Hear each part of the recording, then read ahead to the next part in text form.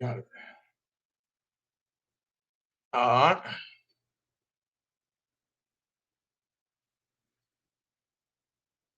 So we sitting here. Don't let everybody come in. Today's a serious day. You know, I brought all the heavy hitters from back in the crack era that I know you heard a lot of negative things about, because we did a lot of negative things. We was young, you know, we worked with what we had, and you know, it is what it is. So we made a lot of mistakes.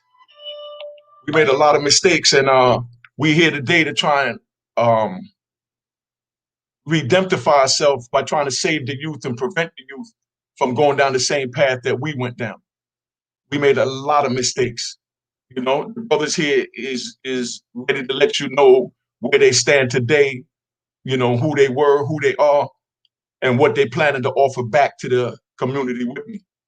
Because the same community that we destroyed is the same community that we need to rebuild.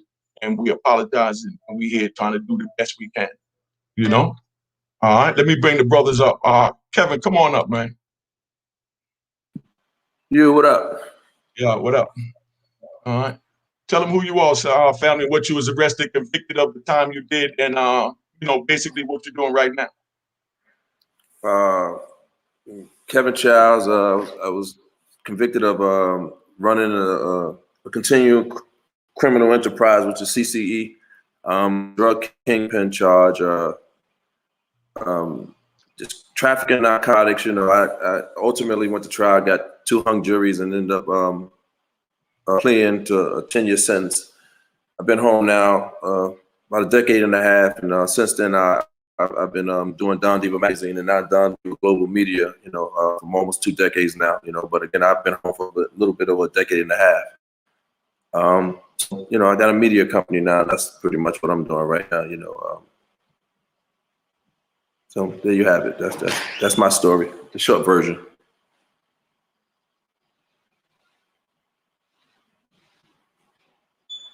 Okay, so now we're gonna bring up the brother Low.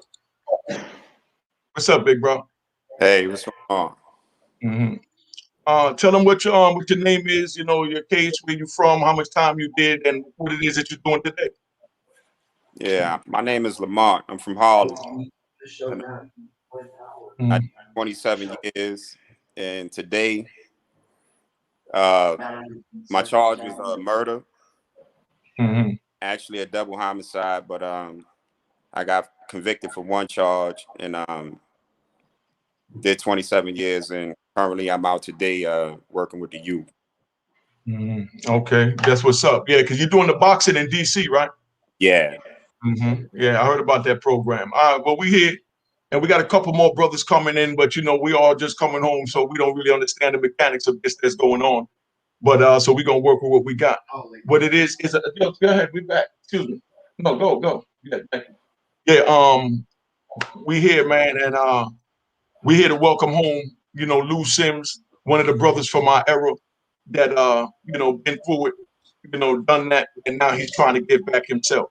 You know what I mean? Like I said, we wasn't no nice guys back in the days. We're not here faking that we was no nice guys.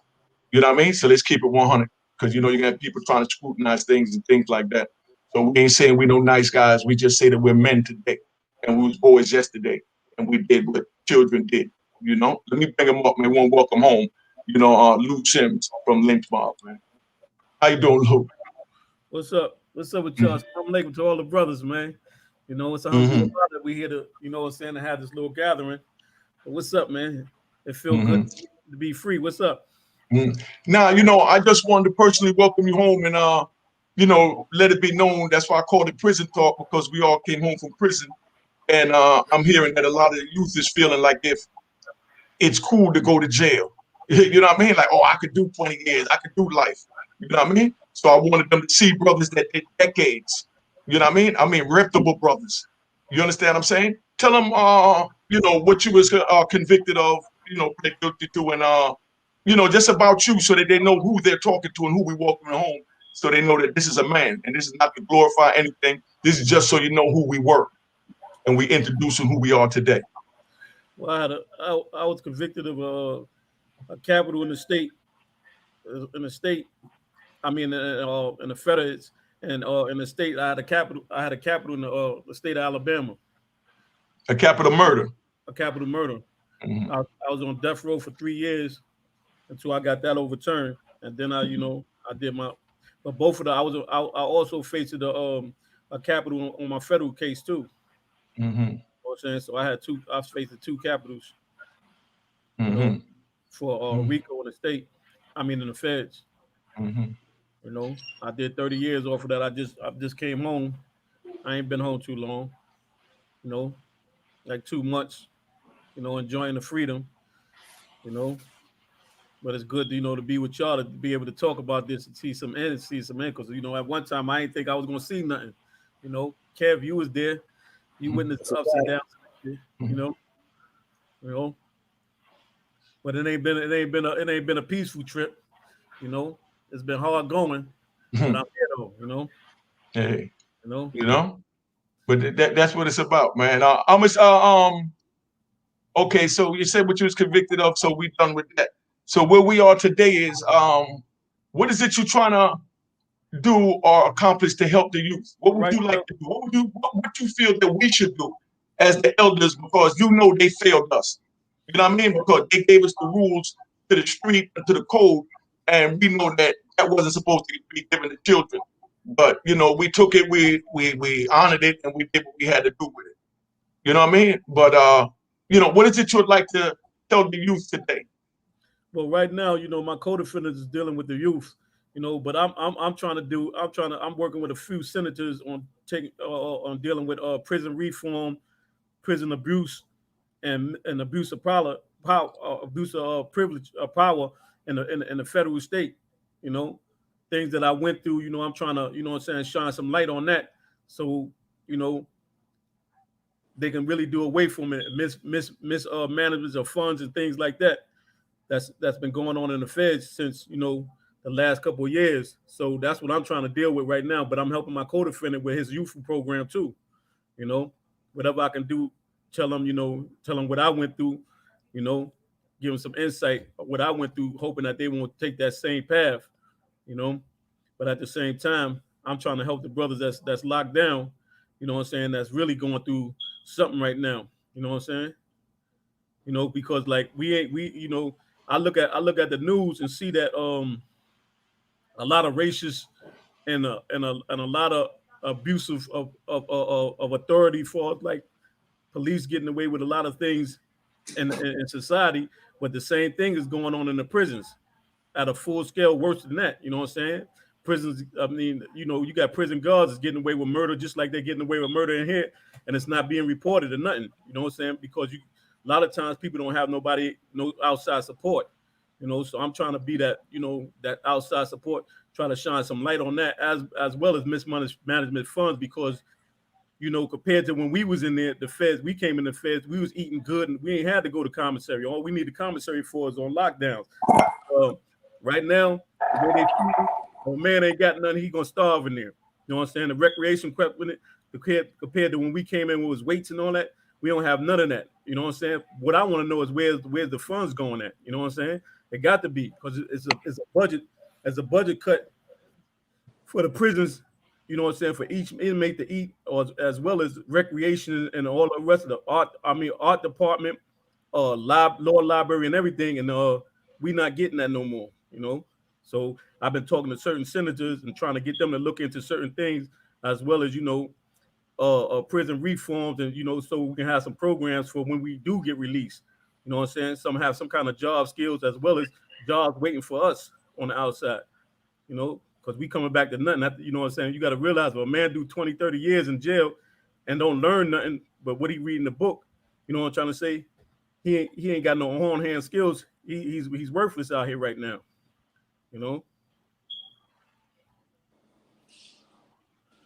I can't hear you. Yeah, excuse me. I say, that was perfect, right on time. Now I want to ask everybody this question. What impacted your life in a negative and positive way during your last bid? On my last bid? Yeah, the bid we just did, the 30 years. What impacted your life in a negative or positive way? Well, what impacted in the negative? Well, the negative part, I stayed. Y'all already know I stayed in lockdowns my whole bid. You know what I'm trying to say? Trying to hold up a For city real. that's a bygone. You know what I'm saying? It's Yeah. going to find out that New York is New York no more. You know what I'm saying? So and half of the times I went to the box, it wasn't for me. You know what I'm saying? I got locked down and went to a program. It wasn't for me. It was for one of the homies. So you know, I got to say that, but it took a long time learning, but I learned. You know what I'm saying? You know, so I can sit here and tell you what not to do, and I can tell you what to do. You know what I'm saying? Or like on that prison thing. You know what I'm saying? The thing that I had to get, that I had to learn, that I was able to do it. I was doing time. You know what I'm trying to say? The way I knew doing it, coming from the state of New York when prison was really prison.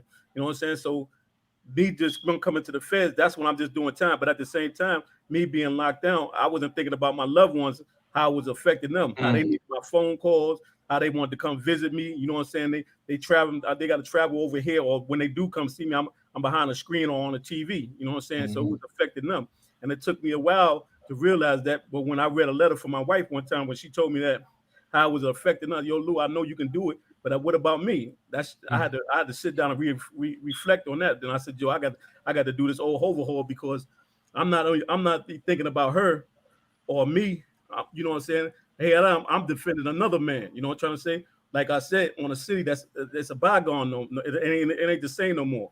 You know what I'm saying? Because you know, when we first came to the feds, we stuck together. You know what I'm saying? We ain't had to fight. We ain't had to fight for the next man. You know what I'm saying? That was part of being a man. You had to fight your own battles. You know what I'm saying? But Talk to him. That's what I'm talking about. Get to him. 95 Lewisburg, Atlanta. They got this thing where they talking, where they got all the mouth and all the language. I call it the video language. You know what I'm saying?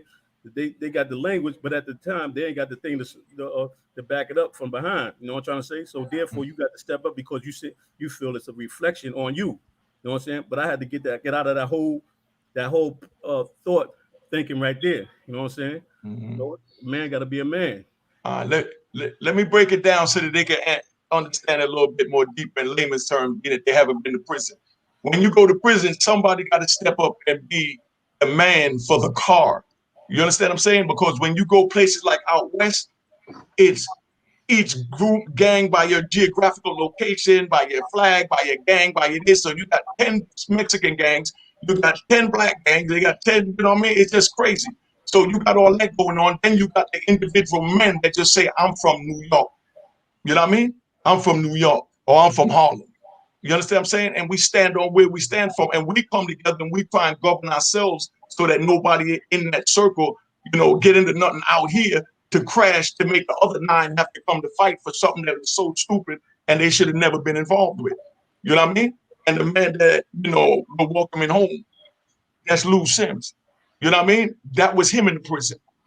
You know what I mean? When anything happened with the New York car, you know what I mean? With the Harlem car, you understand what I'm saying? They went to Lou.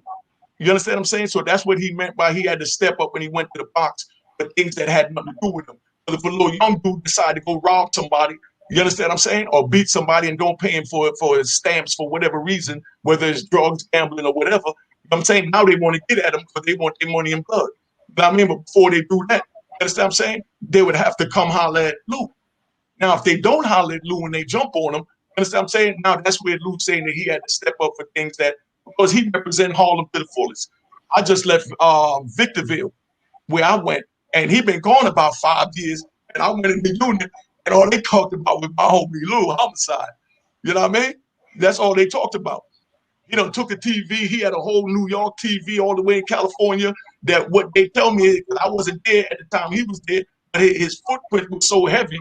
You understand what I'm saying? That they still talking about to this day, 2021, while I'm standing here. That's Lou TV.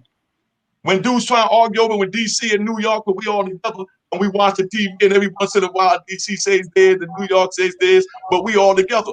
But at the end of the day, they say, man, that's Lou TV. But they be like, nah, Lou is for the people. Lou held it down for Harlem. He did what he do. And, you know, I want to thank you and I want to welcome you home, because you saved a lot of lives, man. Because all he had to do was tell certain young boys go and they would have went. You know what I mean? And there's other men like that. You know, there's men like that for every car. And it's men like that that know how to run a ship and that can think. But like he said, he was thinking more for us on the inside instead of his family on the outside. Yeah, but I got to leave a shout out for my DC homies though from day one, Definitely. because before they before they empty Lawton out, you know, you had the same brothers that was on what I was on. You know what I'm trying to say? A few times I got into it with their homies, and being that we was so tight, you know what I'm trying to say? They was like, yo, look, y'all go handle that. You know what I'm saying? That was man time. You know what I'm trying to say? And like whenever I came on the compound, they always, you know, showed me roll out the red carpet, run me stuff before the homies brung it. So I got to shout them out, you know what I'm saying? Always. Certain You dudes, know? And that's one thing. That's why we're trying to get, I don't know what's happening with Larry Moe. I was trying to get Larry Moe in here from DC because that's one of DC's finest. You know what I mean? Me, him, and Lowe was out there in Atwater, and I mean, you know what I mean? He held everything down. We did what we did. You know what I mean? He having a little trouble coming in, so that's what it is. But like I said, none of this to brag. Is just to let it be known, like he's saying, that it broke his family because he was being loyal to the homies that was there, trying to keep peace and keep order and keep the rep, keeping it 100. Yeah. Because nobody want them to say that, you know, Harlem is bitches. You understand what I'm saying? So, you know, he represents that to the fullest. So any compound he go on, they already know homicide here. I know you know, your loose ends, but I'm just letting them know how, you know, what it is in it. And they already know, you know, just like Low here. Low holds it down. I mean, that's my man. When I was out in Atwater also with me, him, Larry Moe, Antoine White, Minx, Mario, Whitey Forrester. I mean, everybody was out there. You understand what I'm saying? I mean, Big Mo Styles. I mean, everybody out there. It was men. Titus. You know what I'm saying? So picture all of them up there. Everybody doing about 1,000 years. Everybody's men on men time and just representing where we from. Tell them how that go down there in DC, Lord. I'm gonna let you take the floor on that. They're gonna run the New York system. That's a long story there, you know, in itself. But you know, as Lou was saying, you got a lot of good men in DC, and in that system itself, me starting out in Lawton, being through predominantly all these systems. What year was that? Well, I was in Lawton in '90, but I started out in the juvenile system down here, so you know, I bumped into a lot of good dudes, made a lot of good relationships with dudes. And when I did go to Lawton, I was pretty young at the time. So I got in Lawton, I was in maximum security.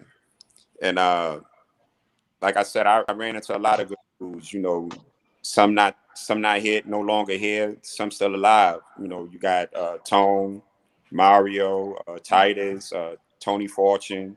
You know, a couple of good dudes there that I, you know, ran into, Terry Stedman, good men that recognize as being, you know, a part of them, as one of them. So I got nothing but love for a lot of dudes, you know, that's from this city in DC. And I still represent Harlem to the fullest. You know, I stay repping Harlem. And a lot of dudes know where I'm from, and they know how, you know, I stood for them, and I stood for my New York people, period. And that's just what it was, you know. That's what's up. You know what I mean? But that's how it is, man. Like I said, you know, Low, when we was out there in Atwater, I mean, you know, he kept everything in order. You know what I mean? I mean, he's a true general. You know what I mean? He's a chief. You know what I mean? And these is just traits of who he is. And instead of doing negative, he did positive in there to stop the brothers from crashing, as we call it. You understand what I'm saying? He too saved a lot of lives. You understand what I'm saying? And that's why the administration glad when men like that come on the compound, because they know that they're gonna bring order to the young boys. Because over there in the prison, they got a thing where the dudes masturbated to women. You understand what I'm saying? Ain't nobody from Harlem masturbating to no woman.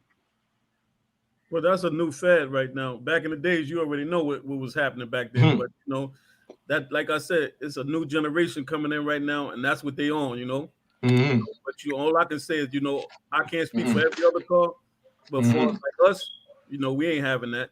That's what I'm talking about.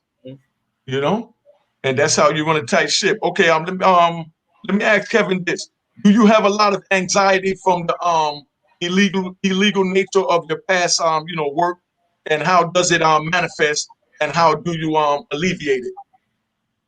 I'm not quite sure. I'm not clear on the question. When you say anxiety about what?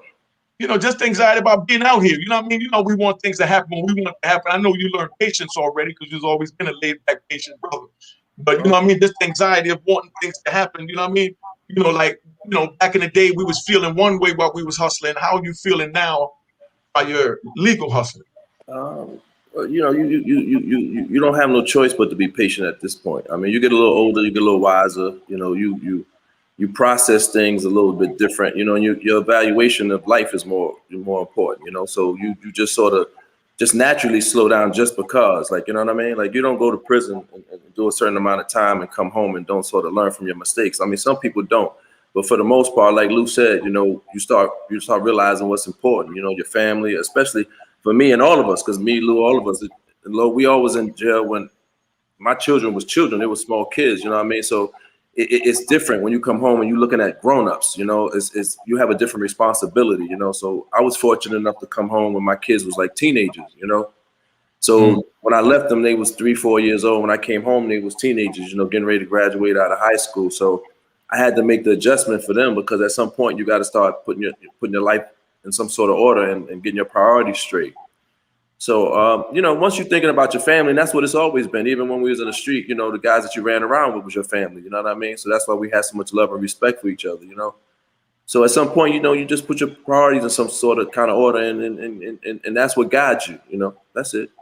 Mm-hmm. Yeah, so piggybacking off of both Kev and Lou, I think everybody's families took a major effect. So I know for me, myself, I took a lot of losses. I lost my mother. I lost my oldest sister. I lost my father. And I lost my grandmother and a couple of other family members. But it was more death for me than anything. And in a sense, I almost felt like other people were being punished within my family for the mistakes that I made, you know, when I was out there doing what I was doing at the time. And I kind of like felt like my coming home would have been the major cause of my mother's death. But, you know, God worked in mysterious ways, and he allowed me to see things, and he's even allowing me to see things now because I done faced a number of situations since being home where it was life-threatening for me. And I came out of that. But, you know, again, going back on what Kevin Lou said, it's more the families are affected. Those of us that had children, the children are affected because the relationship has such a big gap. Whereas though, how do you, you know, once you come home, you look to rekindle that. And sometimes it's not easy because with the generation now, is everybody is being raised so wildly, and it's like a spin cycle. Everybody moving fast, and they not feeling the love that they need to feel. So with us missing from their lives is like, how do you come home and think, you know, you can tell me this or that, or how to be, you know, a perfect individual when your life, you know, presented or produced this. So, you know, in a sense, is you look at when you look at the good and the bad. I benefited from prison as well. You know, I took up some trades, a number of trades. Yeah,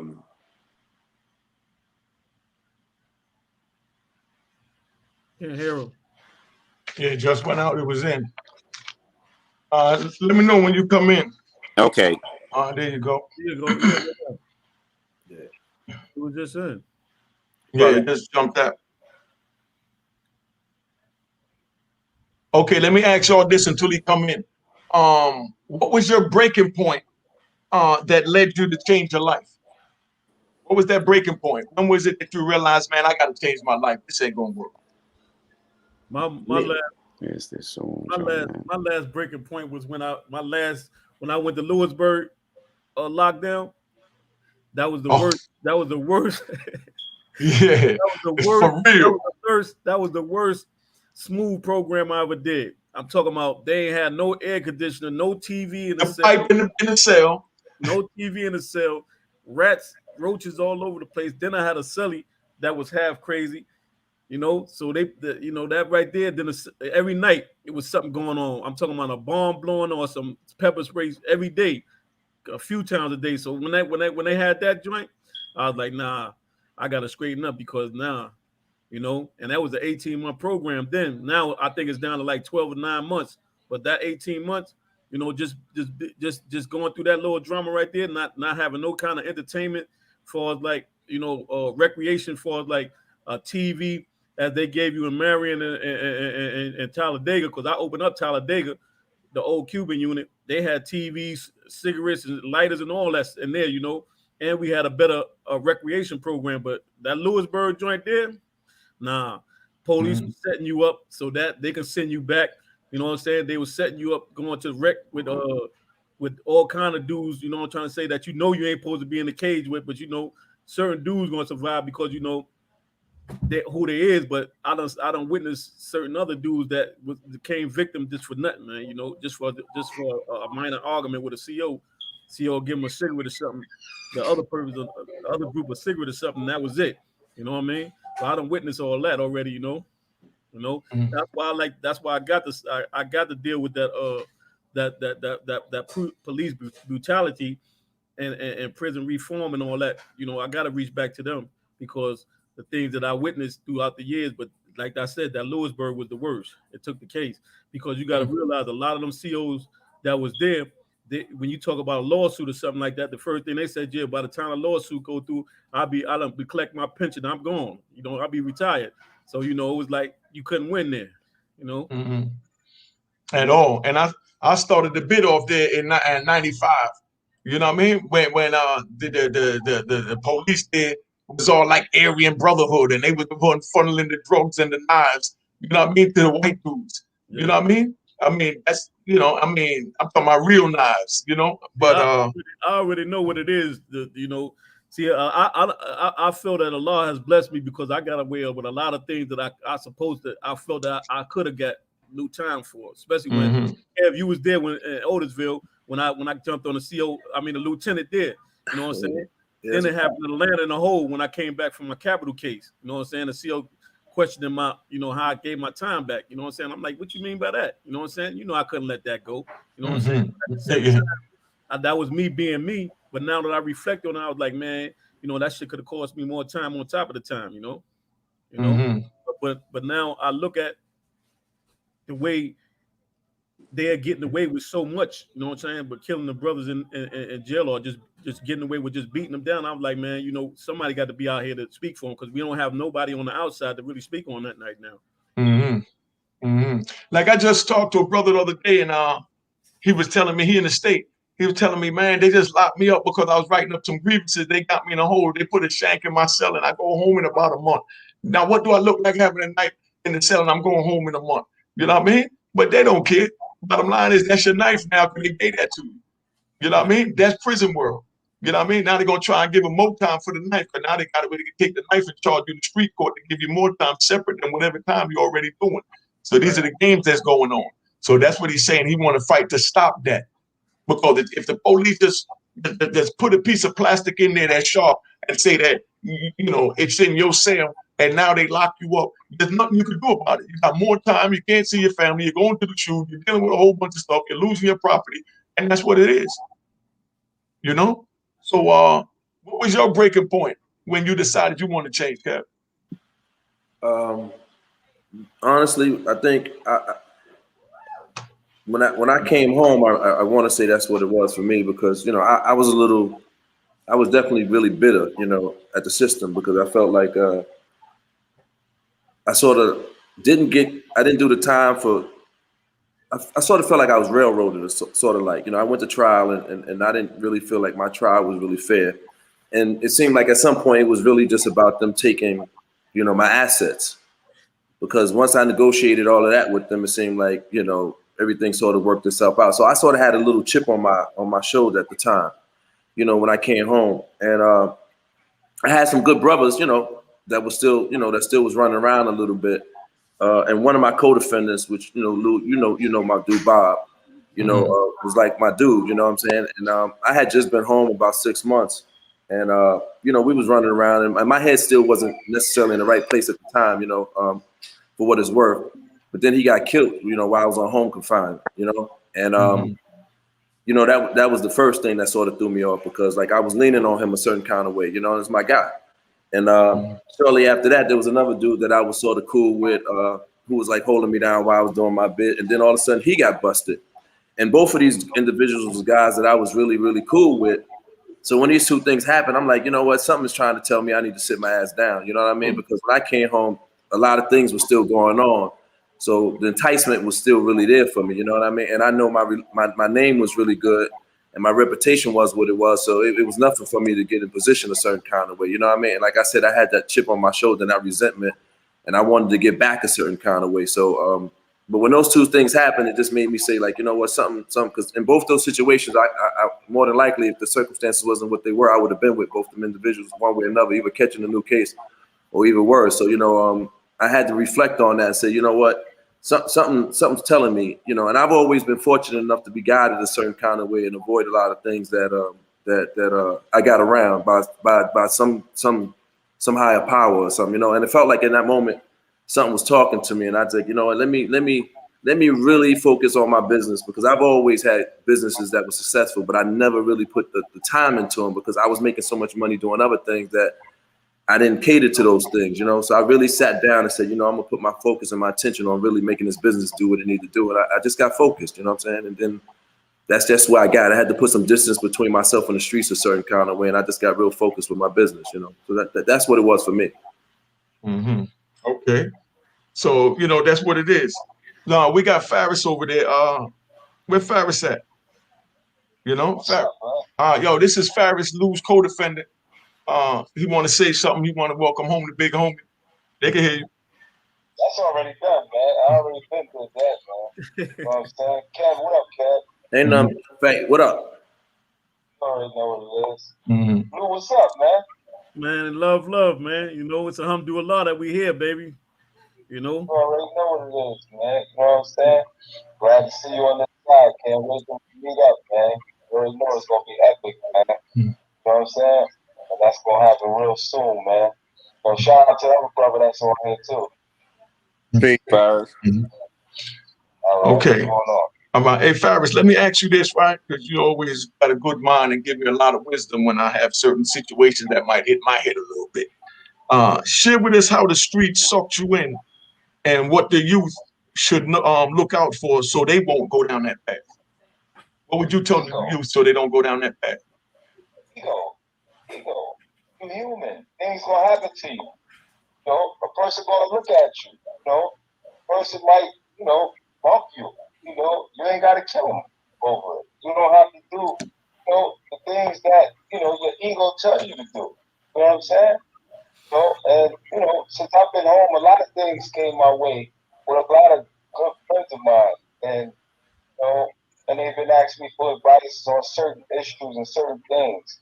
And I try to steer them in the right way, let them know that, you know, a lot of things ain't worth it, man. You know what I'm saying? Like, you know, materialistic things, cars and all that. You know what I'm saying? Y'all chasing a ghost of a lifestyle. Y'all chasing a ghost of a lifestyle that you're never gonna catch. You're never gonna catch Rich Porter lifestyle or ghost. You know what I'm saying? Or Kev Child's lifestyle of ghost, or you lifestyle of, you know, you're never gonna get my lifestyle, you know, or back in the 90s. You know, you're not gonna get that era back again. That era's gone. You know what I'm saying? So what I want to say is, man, love your family and be true to who you are, you know, and be very responsible with your family and your kids. You know, most of y'all, you know, y'all want to, you know, think about a watch, a chain, a car, whatever, but, you know, not taking the responsibility of, you know, doing the right thing for your mother or your, you know, your son or your sister or something like that. You know, so I think, you know, a lot of youth need to concentrate on what's really important in life, not the materialistic things in life.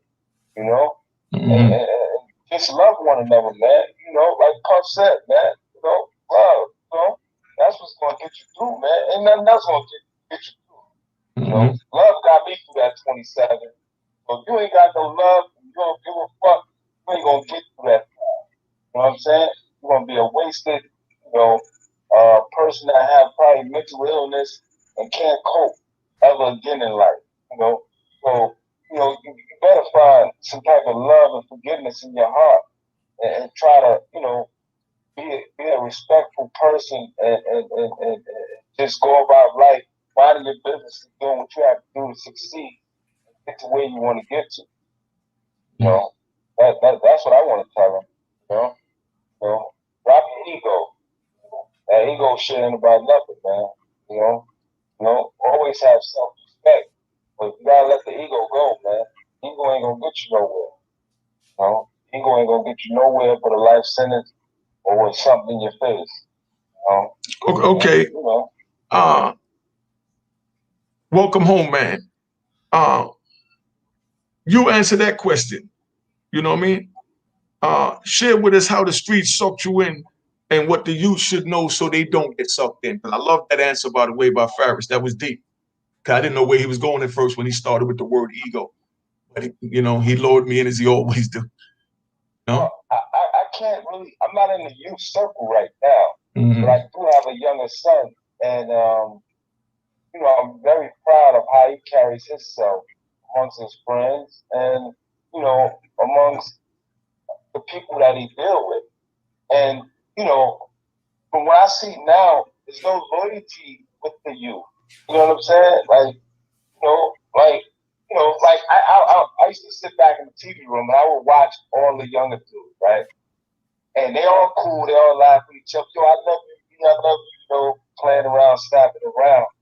As soon as the other one or one of the younger brothers would give another brother a bag of potato chips, or he couldn't feed him that day or give him a bowl of food, he'd come over to the next brother, and I'd be sitting there listening or whatever, minding my business, but I'm listening because he's talking next to me. And he'd be like, man, fuck that nigga, man. That nigga cook me, ain't give me shit, man. You know what I'm saying? And this is over a bowl of food, or a bag of potato chips. So it's like a cutthroat, and I'm not getting on to you at all. I love my younger brother. I got younger cousins. I got nephews or whatever the case may be. But I'm just saying the mentality of some of them is just bad, man, because they have to know what knowledge is. They have to know what's reality, and they can't allow themselves to get caught up in the rap, that they listen to, and just feeling that they don't care. What I want to say to them, care. You have to care, man. Because when you hear a lot of them act out, they always say, I don't give a fuck, I don't care. But I used to see them saying that, right? And when the CO bring them to the hole, they crying like babies, man. You know what I'm saying? They crying. They can't deal with lockdown. They can't deal with, the pressure of being in the hole for 6, 7, 8 months. Or a shoe program like Lou went through. Like I went through, me and Lou as co-defendants, we did the same amount of time. You know what I'm saying? I might have did a month or two above him because I went in before him. Because I had a state situation.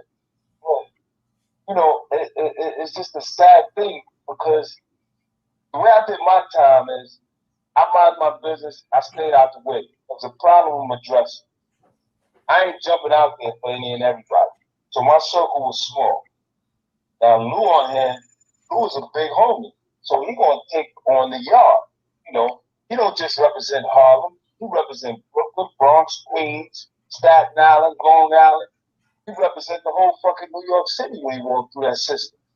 So he don't get recognized when he walk into a pen, or I don't get recognized when I walk into a pen, or Kev, or you, Unique. You get recognized as New York, point blank. You know what I'm saying? And most of the time, dudes ain't have to say, I didn't ever have to say where I was from. For real. Recognized automatically. That's Lou Cody. Or that's Lou, or whatever the case may be. But what I want to do is, what I really want to tell you is, y'all gotta care, man. Y'all gotta care. Stop all this. I don't give a fuck. And I talk and all that shit. That's military talk, man. You know what I'm saying? So if me and him get into it, me and the young dude get into an argument, I'm an op. But I mean, if I say if he an op, I mean, I want to blow his face off. You know what I'm saying? That talk is used too loose. You know what I'm saying? With our younger brothers, man. And we need to cut that type of talk out, man. Because he's not an op, he's a brother. You know, he's somebody's son, he's somebody's father, he's somebody's brother. You know what I'm saying? You know, a lot of these kids don't mean no harm, but their egos let them, you know what I'm saying, take it too far. And they just need to calm down and chill out, man, because there's a lot of room in them jail cells, man. They let a lot of us out for nothing. As soon as they let us out, they gonna feel like that.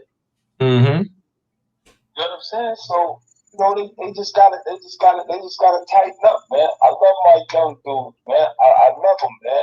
You know what I'm saying? I looked out for a lot of young dudes when I was in there. You know what I'm saying? And I avoided a lot of shit with a lot of people when I was in there.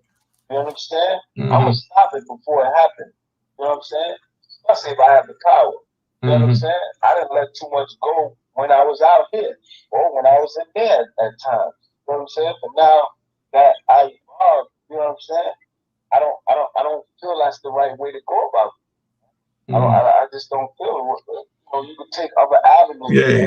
It's all right to call a person. You know, we all got phones and text messages and social media. Yo, me and them have a problem. Yo, hit me, call me. Guys, I don't like what you did, man. Yo, man, come on, man. You know, we talk about it. That's what men do. That's what men do. You know, men talk and have conversations and resolve things. You know what I'm saying?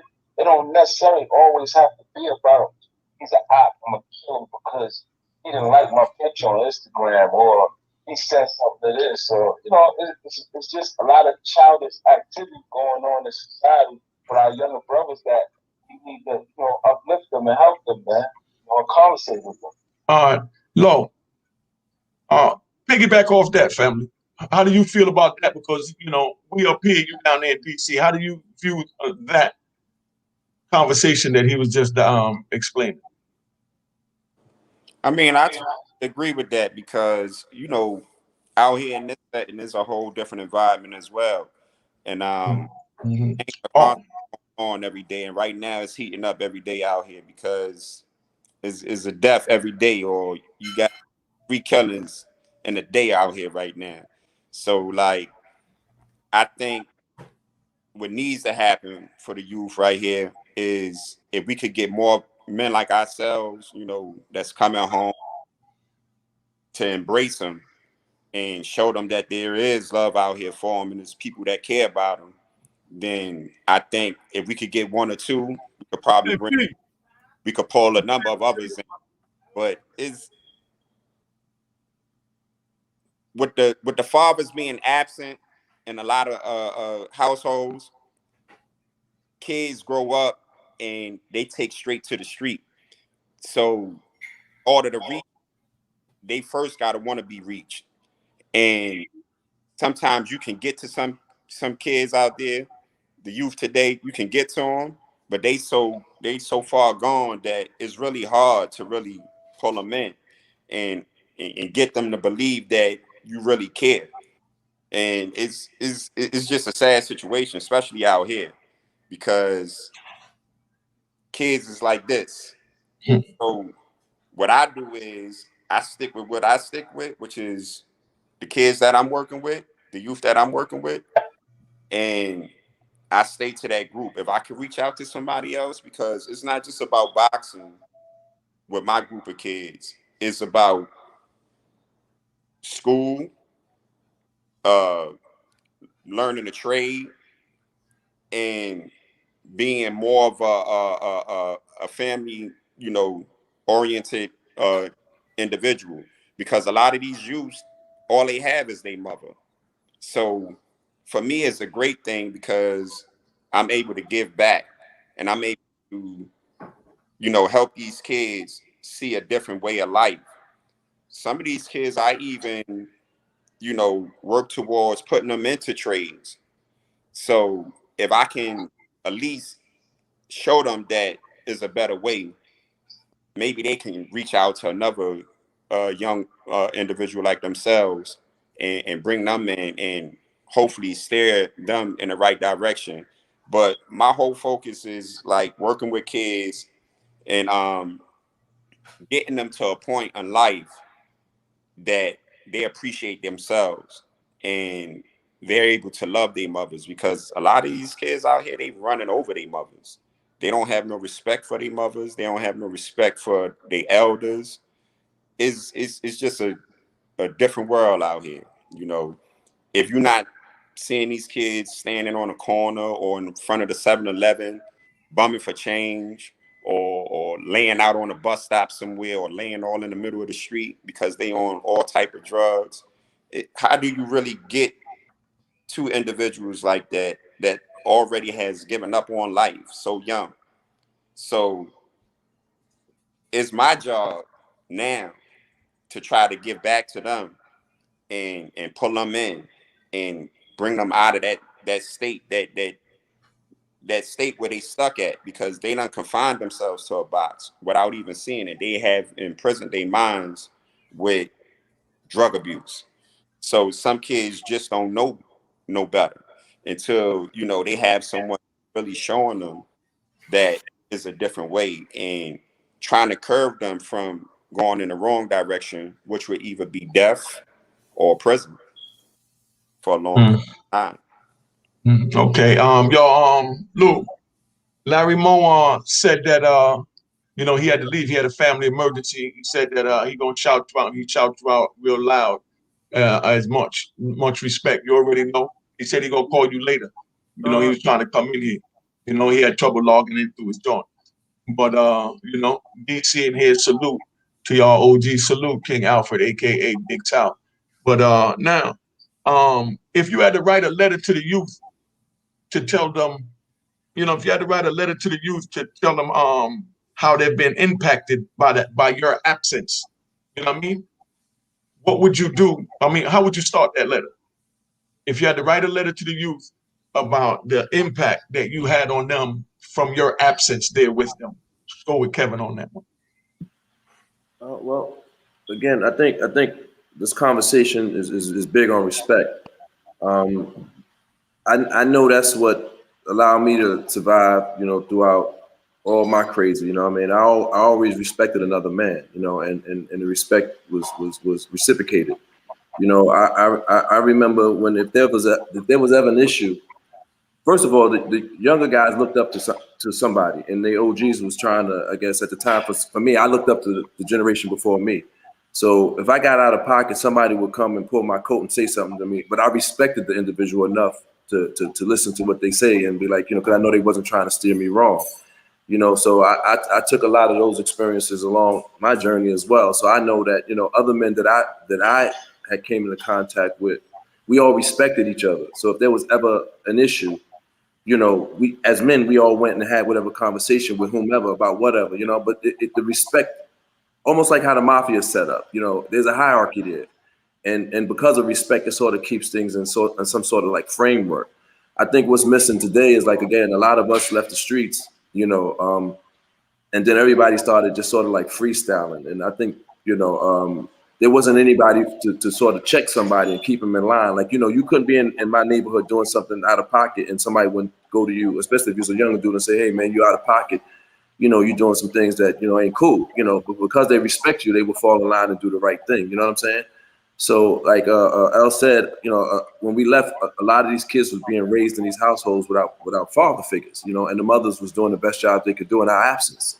You know what I mean? And I know that for a fact. You know, I watch a lot of these kids who grew up, you know, in our absence, and you can see how different they are. You know, we there was something that we respect, or there was someone that we respect that could come to us and sort of like, you know, sort of check you.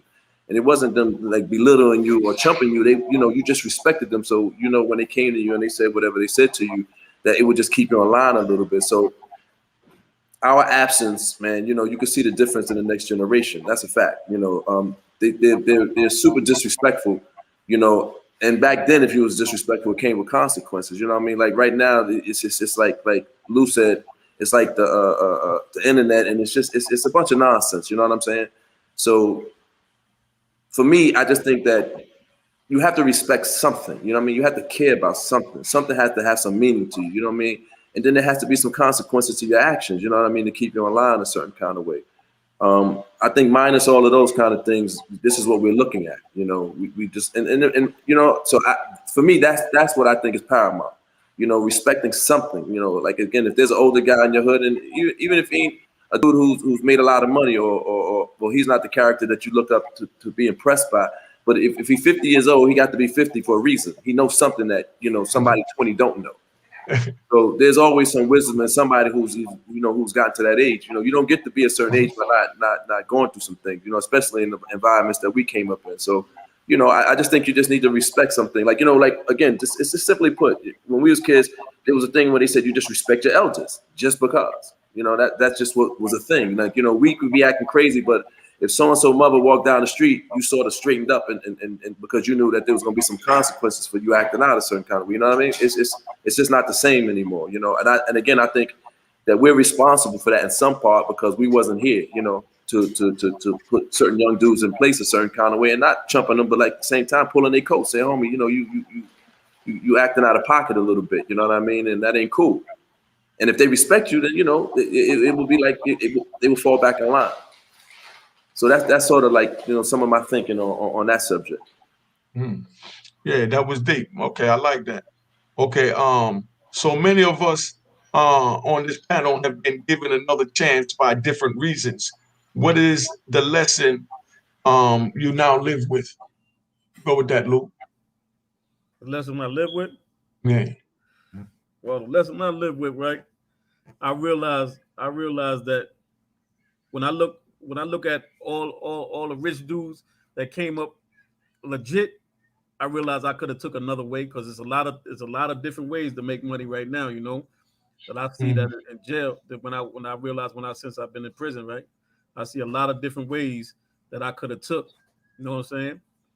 And I even look at Kev from, you know, his little experiences with the magazines. You know what I'm saying? That was a hell of a creative idea he had. What he did, you know, just from the jail and just to do that was a hell of a way. But like I said, you know, that's what I would like to tell the youth for us. Like, it's always another way. You know what I'm saying? There's always another way to get rich than the other way, because you got to remember, I come from a family of 10, you know, and you know, my older brothers was always household names in the street. You know what I'm saying? They was talking about when I was a kid, so I followed their ways. But at the same time, coming from a family of 10, you got to remember, and me being born in the 60s, we ain't had half of what, you know what I'm saying, the youth got today. You know, mothers and fathers was driving cars. Now we ain't had none of that. We had small TVs, and you know, once you ate one time, that was it. You know what I'm saying? The moms bought a pack of cookies. You couldn't just go get what you want to get. You had to ask for a cookie. You know what I'm saying? And then you might just get a half a cookie because, you know, the nephews and nieces was over there. So now, you know, I'm looking at it like, you know, back then everybody couldn't sell no drugs, but now anybody can sell drugs. You know what I'm saying? And it ain't even about the money no more. You know what I'm saying? Because now I look at it from the 70s. I'm looking at, man, I missed my lick with the 70s. I supposed to have been there with them and got rich. But then when I came in the 80s, the late 80s, you know what I'm saying? So I missed half of the crack era. But when I did come, you know what I'm saying, it was profitable, but it wasn't nowhere near like the early 80s or, you know, the 70s money. But then I look at the money today, I'm like, man, y'all wasting time. You know what I'm saying? Y'all wasting time, especially for the time I get. I feel I got way too much time for, you know, for what I went to jail for. But you know, it is what it is, though. You know what I'm saying? I'm not gonna complain, but like, you know, like what Kev said earlier, right, about the kids. My son was 2 years old when I went to jail, and I'm not gonna place blame on anybody, but you know, I really hate that, you know, dudes told him certain things about his father, and he tried to follow my footsteps because he'd been in and out of jail, and that was crushing me. But one thing he did say in an interview, you know what I'm saying, when he was being interviewed for the kids of Harlem, that one of the reasons why he went to school is because he wanted to learn how to read and write, so he can write and read my letters. That shit touched me. You know what I'm saying? That was one of my turning points there. I was like, damn, you know what I'm saying? Even from here, he's still respecting, you know what I'm saying, look up to his father. But at the same time, I used to tell him, I used to kick it with him, but sometimes when I used to call, he didn't want to answer the phone because maybe I was too hard. You know what I'm saying? I was too hard on him instead of giving it to him like I'm gonna try to give it to the youth now. I was maybe too hard. Like, yo, look, man, you can't be doing this. I was just too hard on him, you know. But now, you know, we talk like me and you now. You know what I'm saying? So I'll be telling him, yo, look, you got to decide what you want to do. You know what I'm saying? Whether you gonna come home because he's in New York State now. You gonna come home and do the same thing? You know what I'm saying? And be calling me to ask you for commissary money again, or you gonna come home and do like I do? You know what I'm saying? You know, you know, you know. Like that. It's kind of hard on the kids, but like I explained it to you. You know, me coming up, I had to be in the street. You know what I'm saying? We had to put food on the table. Not saying that I had to, because you know, like my brothers and them was already there, but I'm following their footsteps. You know what I'm saying? You know, see, I never did shopping in kids stores. My brother, you know the truck that used to come by the vans. My brother brought me that shit right off the truck and clothed me there. So I always had adult clothes on that was too big that I had to get tailor made. You know what I'm saying? They ain't had time for all that. They just knew what they knew. Yo, you gonna wear the same thing we wear. We ain't taking you down there to buy. You know what I'm saying? So therefore, I followed in their footsteps. You know what I'm saying? You know. So you know, that's what made me a product of the street, because you know we had to do what we had to do in order to make it. But now, like I said, you got parents with good jobs. You know what I'm saying? Mom's probably be working to probably be a nurse, and father probably works sanitation. That's two incomes. That's good pay. You know, get you anything you want, a pair of Jordans and all that. They got all that. You know what I'm saying? There wasn't no reason for them to get the street. But like you said, there was nobody to guide them, because like you said, at that time when we was growing up, you already know if you came from a good family, nah, you ain't coming to the street. You know what I'm saying?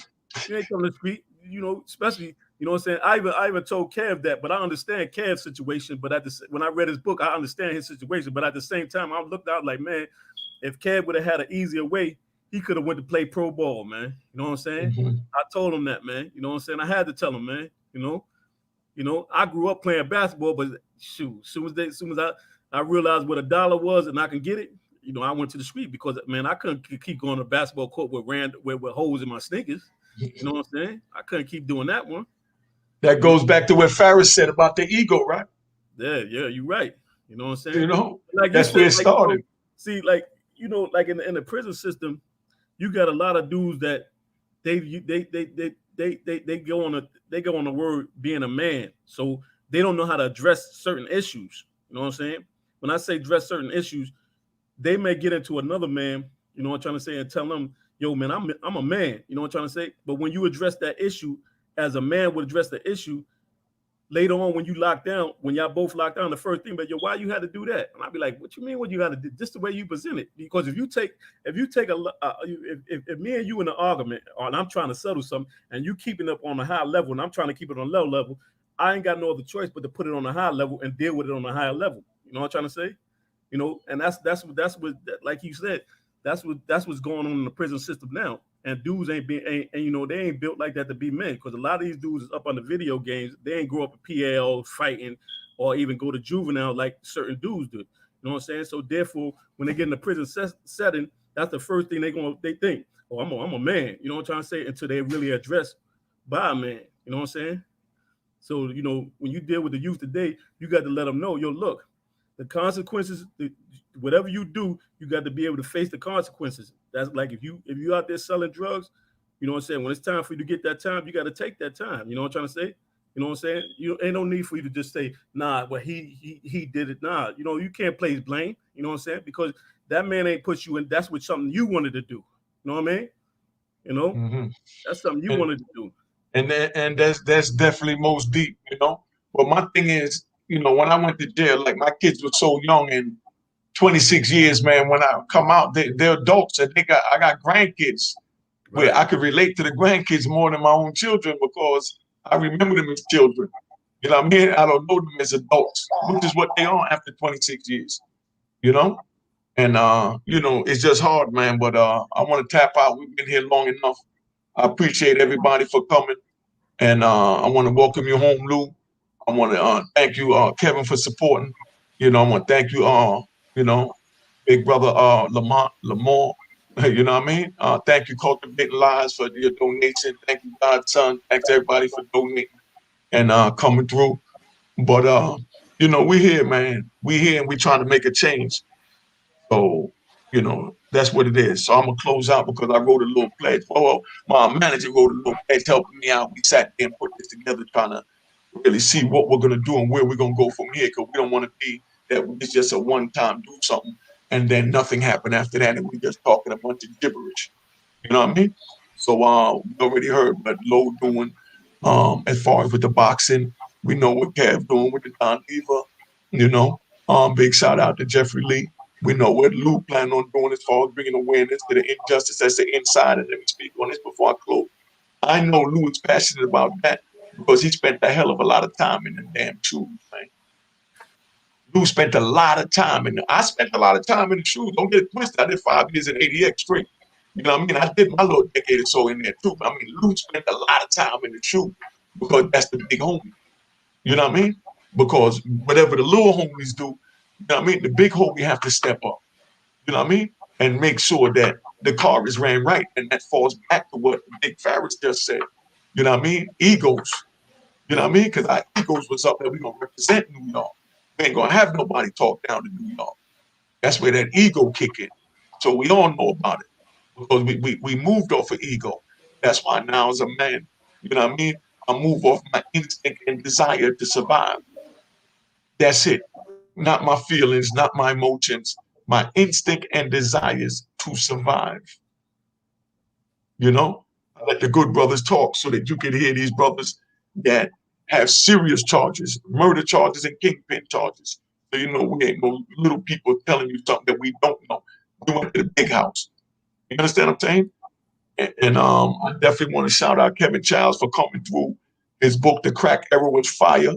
He sent it to me while I was on lockdown, and it came like about 2 months before I came home, and he had me so hyped. So that's probably why I came home on my the F up and running wild, because Kev brought me back in the 80s. The book is so fire. So if y'all don't go buy that, I'm going to tell you now, y'all damn fool.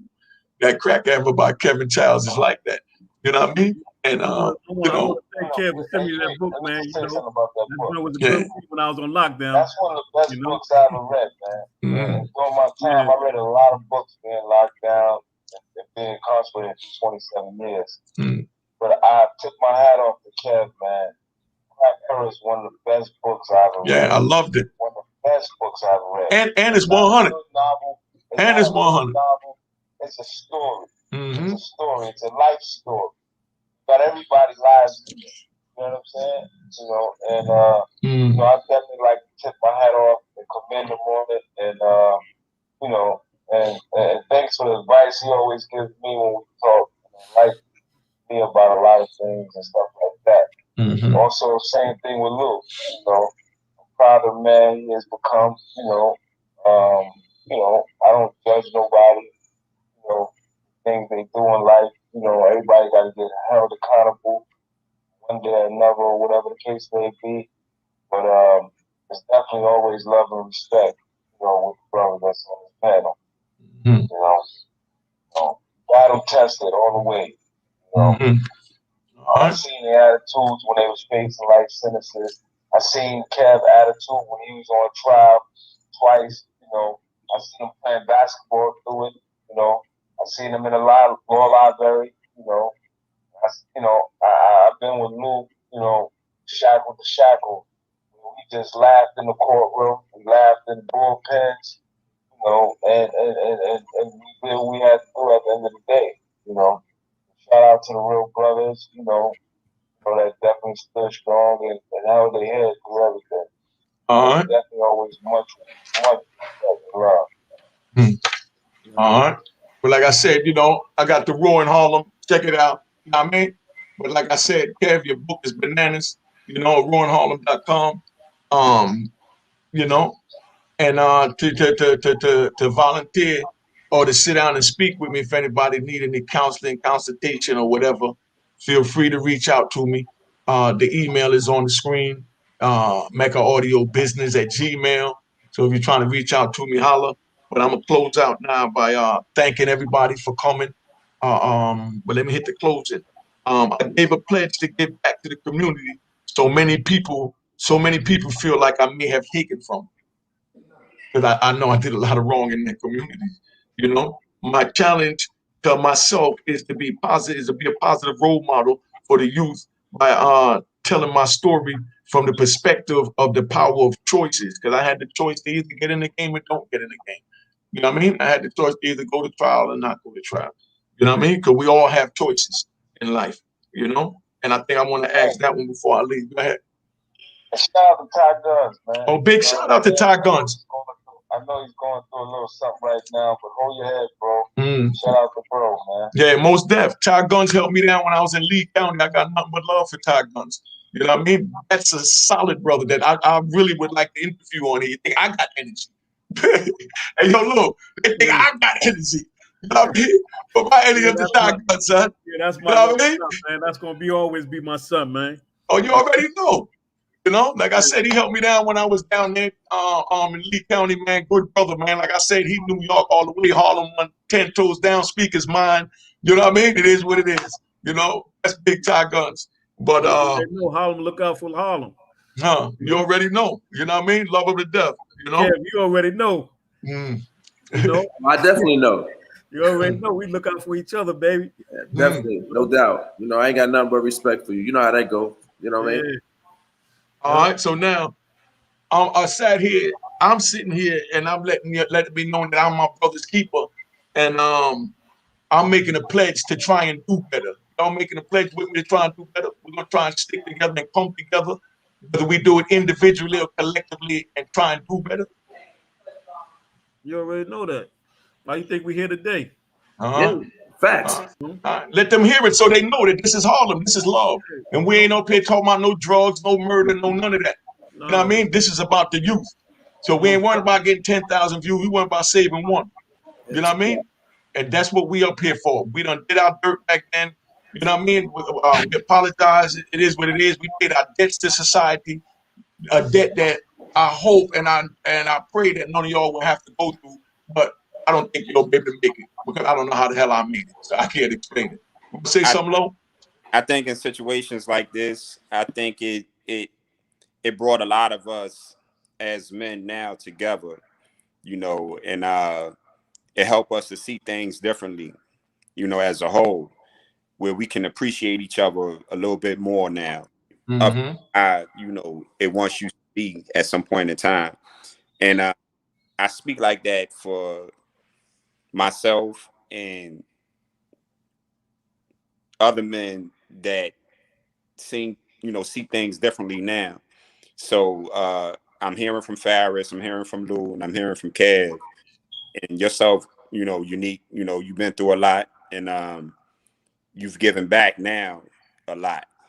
Same for Kev, you know, I got a lot of respect for Kev. I know Kev, I'm not going to say that I was always around Kev, but Kev has always been someone that I respected and looked up to, period. You know, and Lou the same. Me and Lou developed a relationship, and he's a good man, period. I haven't met Faris, you know, face to face yet, but I know that day will come soon. Time. But Unique, you know, where we've been at, you know, the things we've been through, and I respect all the men in DC. There's so many men in DC that I deal with, you know, from the heart that I can't even name everybody because I deal with everybody, you know. And I just want to say that, like, it takes situations like this to bring us together because now we're seeing things differently. Life is not promised to none of us.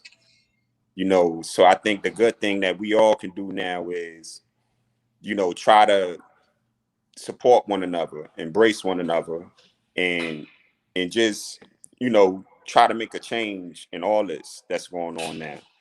You know, try to reach out in some type of way to give back to the youth because a lot of kids just don't know. They just not feeling that love, period. You know, and you know, a lot of us is in positions where as though we could do a little bit more. And I respect what Lou is trying to do because that's a thing that's going on now in the prison system. And as you can see, it's getting worse now, because now they only giving you what, 20 minutes of rec, 10 on the phone, 10 in the shower.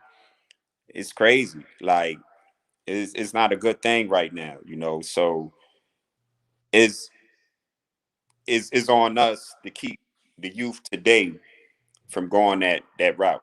You feel what I'm saying? Because that's a dead system now. When you go there now, they giving you football numbers and they trying to take your life from you, period. You know, you're gonna die in there. So if any youth today think that's cool, that I don't think you really want to deal with that, because most people that go in there, they can't even do 18 months, let alone 6 months. Yo. For hanging themselves, getting strung out on drugs, or they on medication. They smoking the too. So Yeah. You already said that, man. You already said, Lo. He said they smoking. Farris said they smoking K2. What's up, Lo? Yeah, that K2 and that spice is killing brain cells. Oh, you still in? Yeah. Hey, my bro, I want to ask you. You said Okay. you're working out of DC, Yeah. No, we get ready to go. What's Now that? go ahead, Farris. He's the brother. So he said he's working out of DC, right? Yeah, I'm from Harlem. He from Harlem. That's Lamont. 40th. I understand that, but he said he's working in DC. Yeah, I'm in DC now. This is where I paroled to. Right. I've been home now. For 5 years and like a month. Are you working with a brother named Musa out there? The kids? I know Musa. Okay. I want to, what you working with the program with the kids. I know he's working with a nonprofit with kids and stuff like that. Like I'm working with a boxing team. We're a national ranked team. Okay, I understand. Yeah, I'm working with youth in boxing. So anywhere from the ages of 7 to 18. That's beautiful. That's good. Travel out. So the whole time I've been home, first when I came home, I got into a gym. I found a gym that I was going to be comfortable with, and then I stood in that gym for a while, worked with a few pros, left that gym, and now I'm at a gym where there's more youth and I'm more hands-on. And, you know, we travel out to different events, whether it's Colorado, Vegas, Louisiana, Atlanta, wherever we got any events at, that's where we travel to. So we attend several nationals, several junior Olympics. We do the Golden Gloves. And basically, like I said, it's just about giving back to them, and not just boxing, but being a mentor, being that brother, being that absent father. Because I have a kid, you know, which I took in as my godson, and he made it to be in the country. He's currently now in the Navy. He chose to not box. He made it through school, finished high school, chose not to go to college, not to box anymore. But I told him he had to make a decision, because I took him in with me. So you either choose life, death, poverty, or prison. You got to make a choice. If you choose life, that means you want to do the right things with your life. If you choose poverty, that means you're going to go out to do the wrong things, which is going to end you up either in prison or dead. So he had to make a decision with me, and he chose to go to the Navy, and I commend him for that. He was 18 years old. He finished school. He's doing good now, you know. And I got a letter from him, and in his letter, he thanked me for not giving up on him, you know, and I feel good about that. You know, that As you should. it brought, honestly, it brought like tears to me, because here it is, a youth is telling me, thank you for not giving up on them. You know, like, and it's not often you get that, you know. And if I can help others to see different and want to make a change and do different with their life, that's what I'm here for, because I think I should have been. That's how I see it. I should have been dead. But God granted me chances after chances. He brought me through this 27. And since I've been home, I done faced two major situations and 3 car incidents. No. I should be gone from here. But I actually, for the simple fact that my mother is no longer here. And I would rather be with my mother. You see what I'm saying? But that's not what God wants for me right now. So whatever his plans is for my life, I give praise to him for that. So the breath that he put into me today, and each day that he grant me what life, I'm going to give back to the kids, to the youth. I'm going to be grateful to others. I'm going to appreciate others. I'm going to love others. And I can't say if they're going to give me the same love back, but it's cool. I can move forward with that because I'm not nobody stagnate my life. And long as I have these kids around me and I'm putting my energy into the kids, that's the blessing. Great. Eric said that's the blessing. Yeah.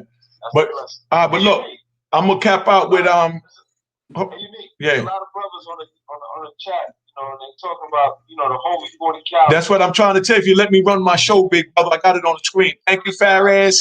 Thank you, Faris. All right. Peace and blessings, OG. You know what I mean?